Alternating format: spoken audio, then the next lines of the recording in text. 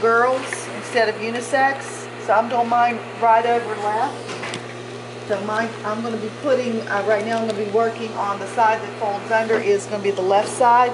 You're making it like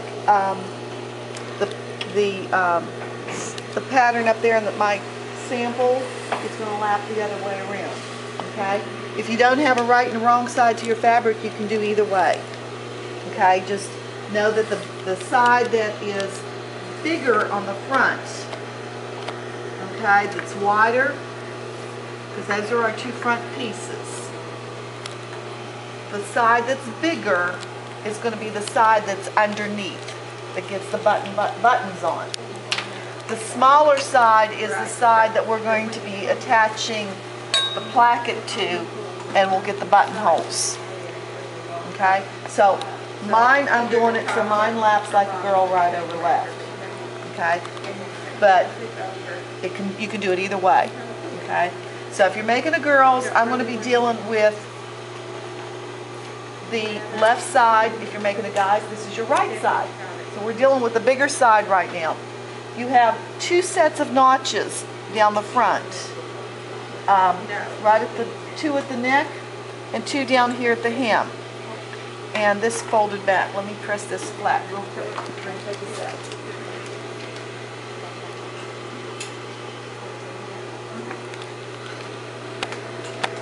What you do is fold it back on the first set of notches and press it. Fold it back on the second set of notches and press it. Then I'm going to pin this in place. I don't want this rolling around on me.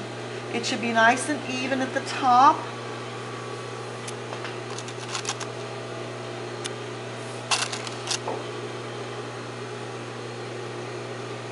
The reason why we don't put interfacing on this side, even though we're going to put buttons on this later on, is because we've turned the fabric back twice. We have 3 layers of fabric here. If you're working with something very, very, very thin and you feel like you need a reinforcement in there, you can put a piece of interfacing in there. Okay? Now I'm going to stitch down this inner fold, back tacking at the top. This stitching will show through on the outside of my fabric. Do you want me to use the compensating foot?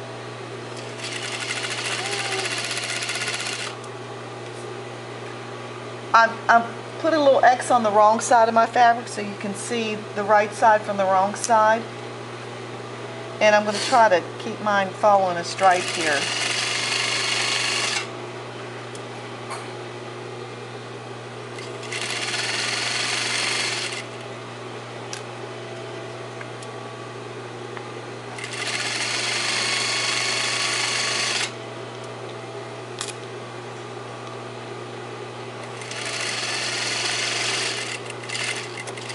Back tack.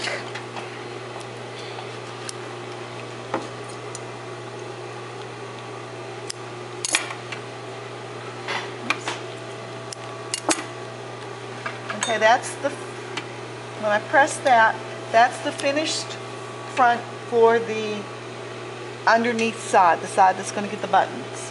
Okay? As I said, depending left or right, depending if you want to do unisex or men's or women's. Okay? So I'm going to put this aside for a moment. I'm going to show you how to do the other front piece. The other side, as I said, is much narrower. Let me trim my interfacing down here a little bit. I got a little carried away when I was cutting my interfacing.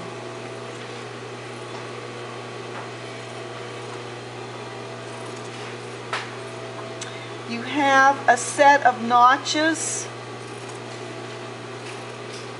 right, I think right in the middle of this, or close to the middle. It's not exactly the middle. But you're going to put interfacing on the back side of this. Okay, I've already took the liberty of interfacing mine. Okay, then what's going to happen is the side that's going to, this is going to attach to the shirt on the wrong side with a 1/4 inch seam allowance. The right side of the plastic, the wrong side of the Okay, can you see? There's my X saying that the wrong side of my fabric. The right side of my placket is going to the wrong side, so it's on the underneath side. Because what's going to happen, I'm going to stitch this on, press it over. I'm going to press under, and this is where I've already done this. I turned under a 1/2 inch on this side, because then this will fold over, and I'll stitch on that side. Okay, so let me do that and show you how this works. Now I'm going to stitch on the side that has the interfacing, because I'll have less stretching. Anytime you have a choice to sew on one side that's interfaced and one that's not, if possible, I usually try to stitch on the side with the interfacing, because the interfacing stabilizes your fabric and keeps it from stretching or moving on you. Okay, 1/4 inch seam, the edge of your presser foot, backpack, keeping my edges even.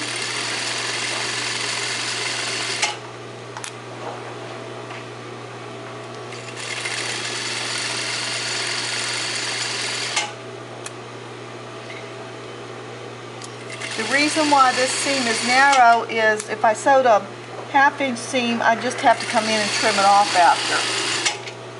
So in production, this is why we make smaller seam allowances, so you save yourself that step.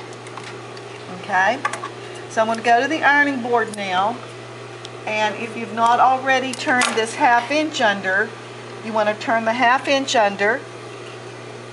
I'm going to press this seam towards the placket, and then I want to fold this so that the fold just barely covers my stitching line, which hopefully mine is lined up properly.